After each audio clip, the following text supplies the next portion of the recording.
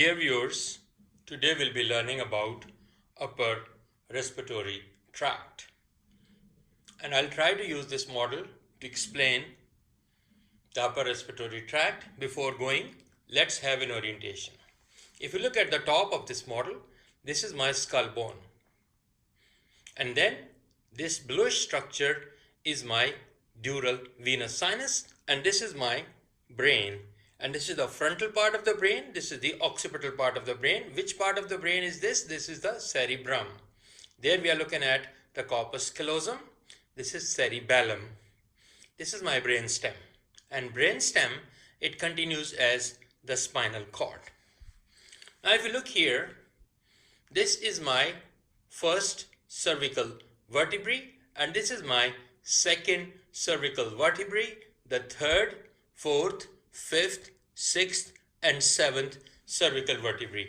And these vertebrae, why we are talking about that, so we can use different reference points according to the presence of these vertebrae. After that, this long muscular tube is my pharynx, and this is my nose, and this is my oral cavity, and this is my larynx, which continues as trachea, and just behind to that, this pharynx, it continues as the esophagus. Now if you look at very carefully, there we can see these hollows. These hollows are what?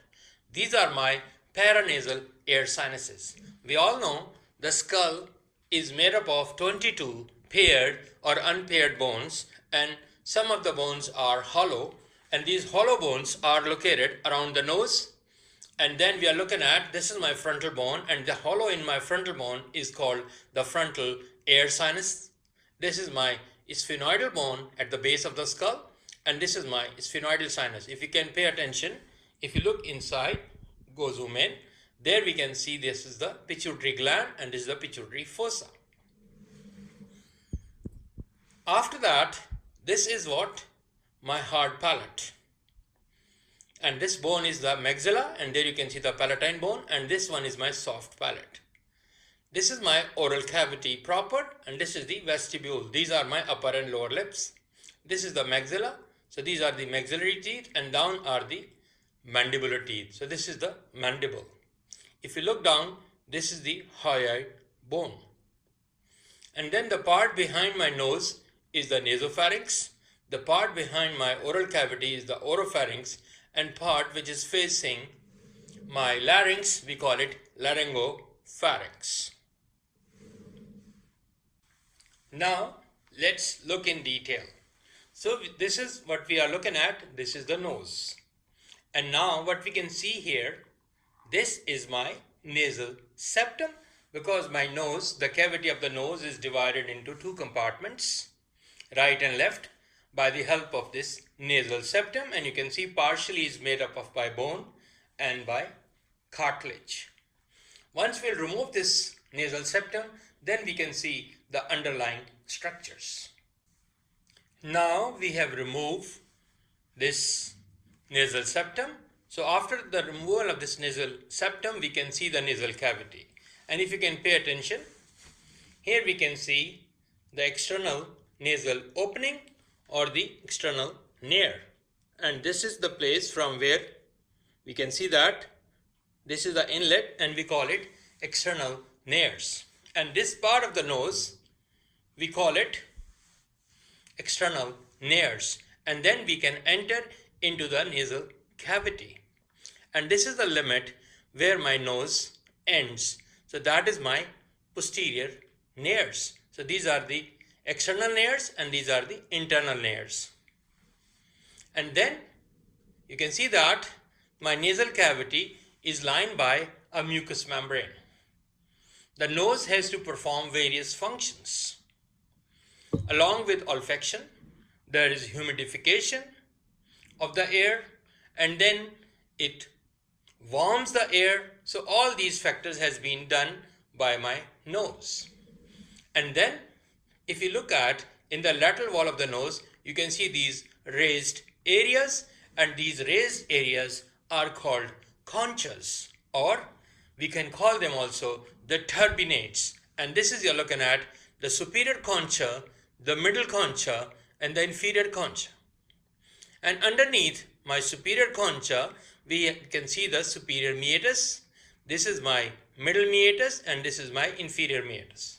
So the air which is entering from my external nares, that passes through these gaps to go to my lungs.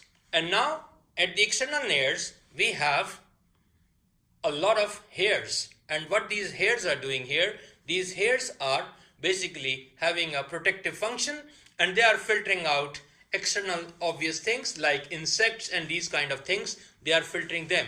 And then we have this mucous membrane which lines, and to increase the surface area, these conchas are there. So we have abundance of this mucous membrane, and this mucous membrane has goblet cells and cilia.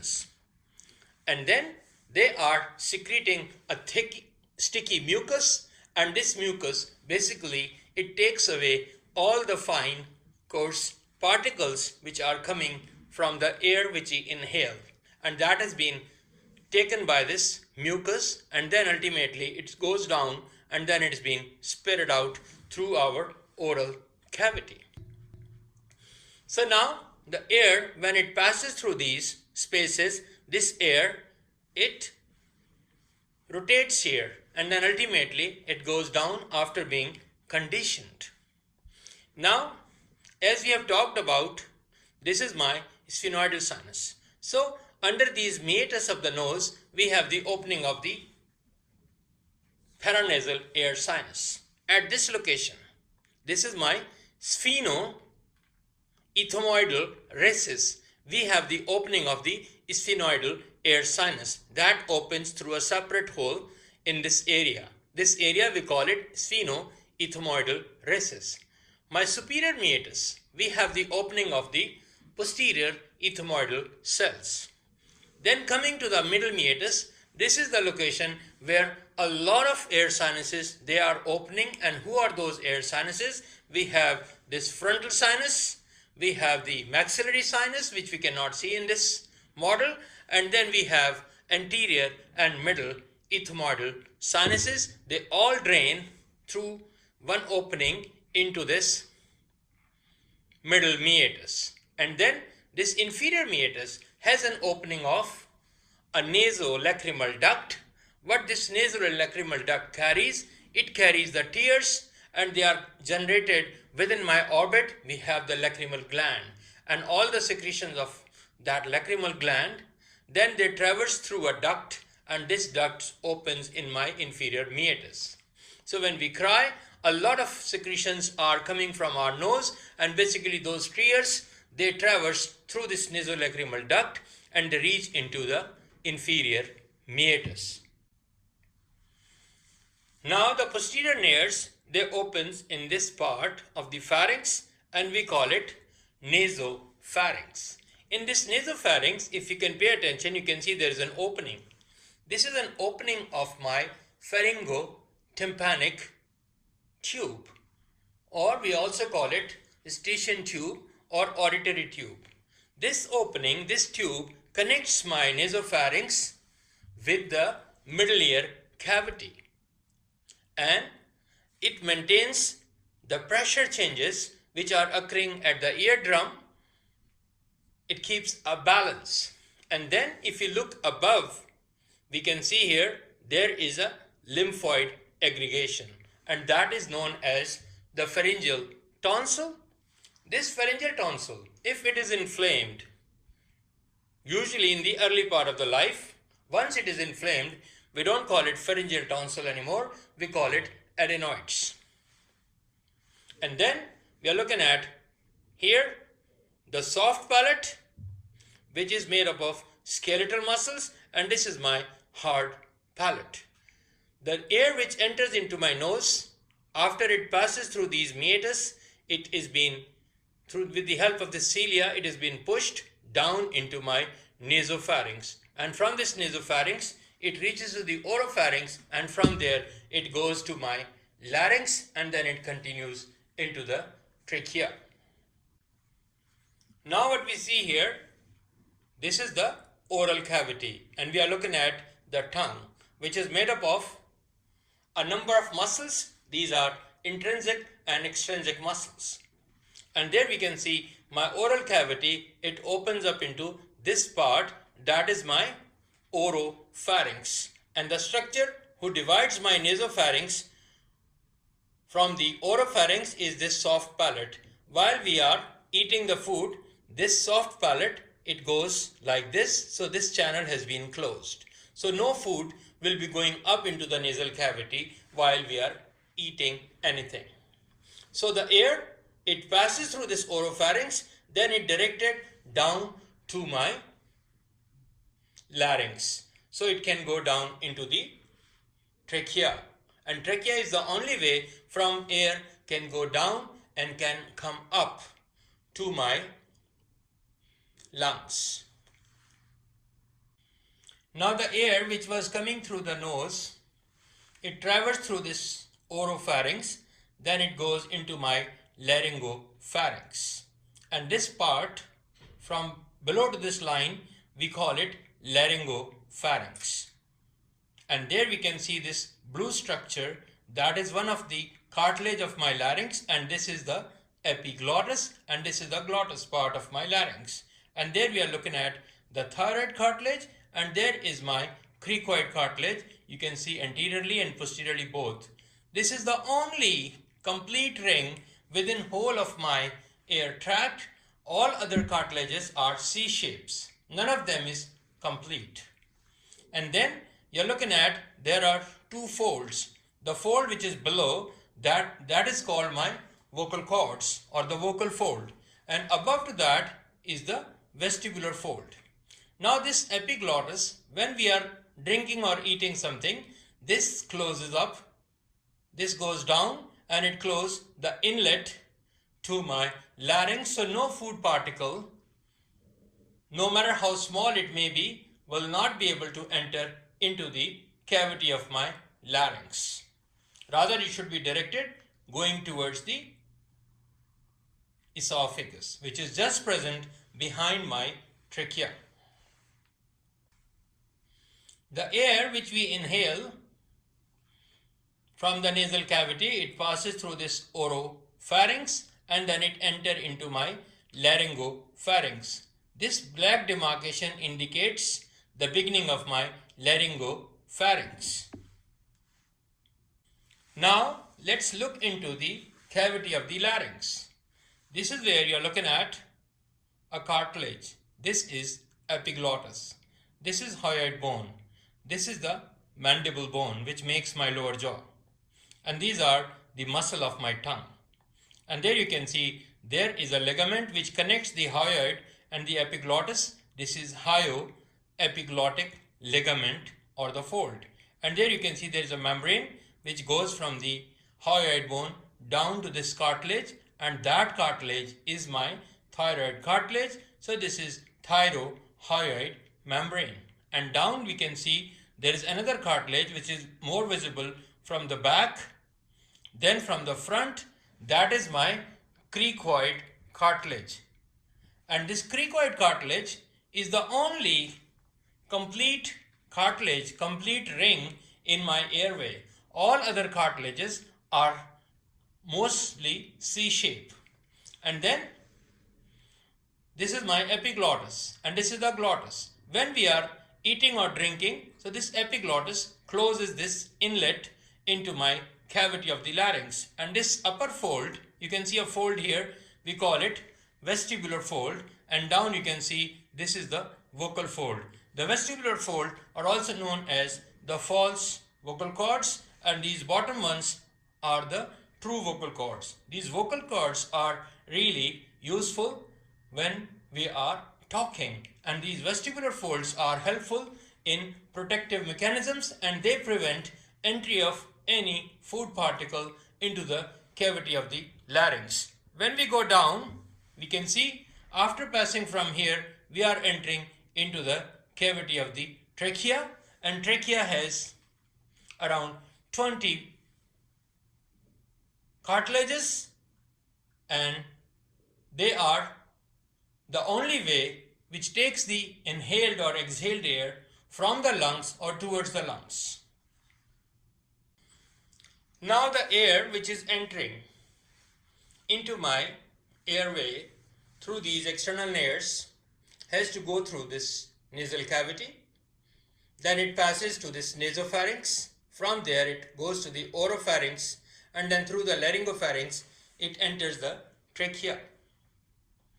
We have a lot of blood vessels which are present under this mucosa of my nasal cavity. That we'll be discussing in the later part of the video. Right now I like to emphasize one very important structure. We have talked about that earlier, and we have talked about this lymphoid aggregation, and that we call it as the pharyngeal tonsil. And then we have another which is visible here, that is just behind my oral cavity, and that is my palatine tonsil. And at the root of the neck you can see there is another lymphoid aggregation, that is the lingual tonsil. So this lingual tonsil, palatine tonsil and pharyngeal tonsil, they contribute in making a ring which is called Valdeir's ring, and this ring is responsible. It checks on all kind of impurities which passes with the air and it's going to my lungs. So they are making a security check for the inlet of the air which is being directed from the larynx, trachea, and then it has go to the lungs. Now within my nasal cavity and the nasopharynx, the lining epithelium is pseudostratified columnar ciliated epithelium. But when we reach to this oropharynx, the oropharynx part, where we have some kind of trauma because food is entering through this pass and then it is directed towards the esophagus. So for that reason my oropharynx is lined by stratified squamous non-keratinized type of epithelium to withstand with the traumatic situations. And when we come down to the laryngopharynx and into the cavity of the larynx, again we have the lining epithelium is pseudostratified columnar ciliated epithelium. We also call it respiratory epithelium. The arteries who are present in the lateral wall of my nose. My nose has rich blood supply, and now there we are looking at an image of the lateral wall of the nose, and there we are looking at these conchas and then the external nares and the internal nares. And now let's start putting up the arteries. So this artery which you are looking at, this is the anterior ethmoidal artery. That is a branch of my ophthalmic artery, and ophthalmic artery is a branch of internal carotid artery. And then we have another branch which is posterior to my anterior ethmoidal, and that is my posterior ethmoidal artery, and this is also a branch from ophthalmic artery. So these are the branches of the ophthalmic artery.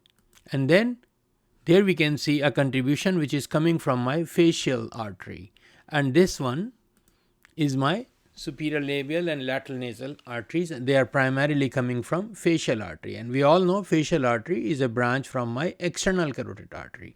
Ophthalmic is a branch from internal carotid, and facial is a branch from external carotid. And then we look at a very major important artery which is present in the lateral wall of the nose, and that is coming from this foramina, and this is my sphenopalatine artery. This is coming from where? This is a branch of my maxillary artery, and maxillary artery is one of the terminal branch of my external carotid artery. So then when it enters to the lateral wall of the nose, so you can see that it gives a lot of branches. And then last we have these greater and lesser palatine arteries. So now we can see there is a pattern which has been made. The ophthalmic artery, which is a branch of my internal carotid artery. Then we have the maxillary, which was the major contributor here. That was a branch from my external carotid artery along with the facial artery. So these are the branches from external carotid artery. What are the branches of external carotid artery? We have maxillary artery, and then it gives its numerous branches, which you can see here, and then the facial artery. So these two are the branches from my external carotid artery, and this ophthalmic, which gives this anterior and posterior ethmoidals, that is a branch from internal carotid artery. So we can see there's a rich anastomosis has been formed near to my nasal vestibule, and this is the area where we can see this abundance of arteries. They are coming up together, and these arteries are really helpful in having the functions of the nose. Now let's move to the nasal septum. We all know nasal septum is a partition which divides my nasal cavity into two separate compartments, and it is partly cartilaginous and partly bony, and there are. Now let's look at the artery. We all know the location. This is the anterior ethmoidal artery, and we have talked about that is a branch of my ophthalmic, that is from my internal carotid, and this is the posterior ethmoidal from the same source, from the ophthalmic artery. And then we can see there is a contribution which is coming from my facial artery, and then where we can see the sphenopalatine artery, one of the chief artery here, and you can see its abundant supply. And then greater and lesser palatine arteries, they are supplying, and then you can see this incisive branch is coming up. And now we have talked about, so what is this area which has been shown by this black circle? That is an area where we have this anastomosis, and that area has a specific name. We call it Little's area. It has so many names, but for your simplicity, just remember this is a Little's area. And when what we have there, we all know there's an anastomosis occurring in this little area. So what happens? The anterior nasal bleed or anterior epistaxis, when there is any traumatic situation, so the blood starts coming out of the nasal cavity anteriorly, and that condition is known as the epistaxis. And why that is happening? Because we have a rich anastomosis between the arteries, which we have just explained earlier, between the branches of my external carotid and internal carotid through their numerous branches, and that the location of this little area is on the nasal septum, and this area is quite susceptible for this nasal bleeding, anterior nasal bleeding. We call it anterior epistaxis. We also have posterior epistaxis that we will be discussing in another video, where we will be talking in detail about the nose. Now let's look at the nerves who are located in the lateral wall of my nose. There we can see the first nerve. Yes, this is my anterior ethmoidal nerve. Anterior ethmoidal nerve is carrying the sensation to my ophthalmic division of the trigeminal nerve. And what does it carry? Pain, temperature, and the touch sensations. So they has been carried by this anterior ethmoidal, and this anterior ethmoidal nerve, it's a sensory nerve. It relays into the ophthalmic division of the trigeminal. And then we are looking at another nerve which is here, that is coming from the branches of my maxillary nerve, maxillary division of the trigeminal nerve, and they are coming out of this foramina, and they are carrying the sensation from the rest of my nose. And then what are we left with? We are left with this specific area which is above. This is the olfactory area, and you can see this is the olfactory mucosa, and there are these numerous filaments. These are the olfactory nerve filaments. They are around 20 pairs in number, and they relay into a bulb like structure which is sitting inside my cranial cavity, and then it continues as the olfactory tract, which makes my first cranial nerve, and that is the olfactory nerve, and it relays in the areas of olfaction. So this is my first cranial nerve. So now if you can just recap the nerves who are present within my nasal cavity, we can see that we have contribution from the ophthalmic division of the trigeminal nerve, we have contribution from the maxillary division of the trigeminal nerve, and then we can see individually there is a nerve which is designated for olfaction, and that is my olfactory nerve, that carries the sensations through this olfactory mucosa, and these are numerous filaments. They relay the sense of smell, and that has been carried to the areas of olfaction. Now after saying that, now let's look into the different areas. So what are we highlighting here? Here we are highlighting the nasopharynx, and this area which is dotted is my nasopharynx. So let's pay attention to the structures who are present in this area. We have already talked about them, but let's look at it. There's an opening, and this opening is given a name of pharyngeotympanic tube or auditory tube or eustachian tube, and we all know this connects my nasopharynx with my middle ear cavity, and it is maintaining the pressure on both sides. And then there is a lymphoid aggregation which is located in the roof and the posterior wall of my nasopharynx, and this is my pharyngeal tonsil. And this pharyngeal tonsil, if it gets inflamed, then we don't call it pharyngeal tonsil, this becomes adenoid. And there you are looking at an image of a fresh sample of this pharyngeal tonsil, which is no more pharyngeal tonsil. Now this is an adenoid, and that was removed surgically. Now let's look at what I'm highlighting here. We are looking at the area which is my oropharynx. Let's look in a big way. So there we can see now very clearly we are targeting this area, the area where my oral cavity is connected with my pharynx. So this is my oropharynx, and what we can see here in this area, there you can see another lymphoid aggregation. On top of it we have this soft palate. So this is my tongue and this is my soft palate, and then this is another lymphoid aggregation which is a common famous tonsils, and these are the palatine tonsils. So let's look in a big picture, so to make life much easier, and this is where we are looking at this palatine tonsil. As I have removed the tongue, so you cannot see the lingual tonsils. So this is the palatine tonsil, and previously we have seen the pharyngeal tonsil, and then there we have, because tongue has been removed, so there is a lingual tonsil. So they are making a complete ring of lymphoid aggregates. It's a circular pattern which is given a name of Valdire's ring, and this is really protective for the air which has been going into the body. And now let's look at the last part of my pharynx, and that we are looking at the laryngopharynx. The laryngopharynx is that part where my larynx is being present, it begins, and this is where my pharynx is. So this portion in between these two dotted lines is the laryngopharynx. And what are the structures which are here? So we can see these structures. We can see this epiglottis, we can see this hyoid bone, we can see this thyroid cartilage, and we can see this cricoid cartilage. And there we are looking at the vocal cords and the vestibular folds. And this is my inlet to my larynx, and this epiglottis, it serves as a protective function. Once we are eating any food, eating or drinking, it closes this inlet to my larynx. And this vestibular fold also plays a major role in protecting any unwanted entry of food or any other substance other than air entering into my larynx. Now let's recap. We have talked about the lateral wall of the nose where we have these sinuses. So let's label it. This is my frontal sinus, this is my sphenoidal sinus. And then we are looking at the superior concha, the middle concha, and the inferior concha.